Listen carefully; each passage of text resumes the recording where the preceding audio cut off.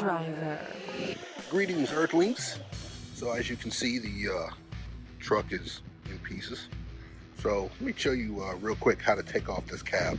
So what we have here are some cab mount bolts. You got one here, which is stuck in here still, but all you have to do is break it loose. And then you have this one back here. This one just comes out totally pretty easy. And same thing on that side. Same thing on that side.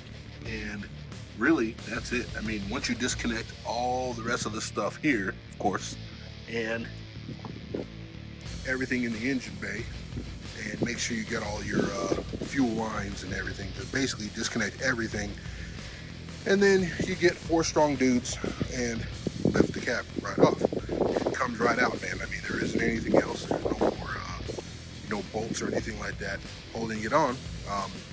It's a lot easier with the doors off too. So totally strip it, remove the 4 bolts, yank it out of there, man. You're done. Easy money.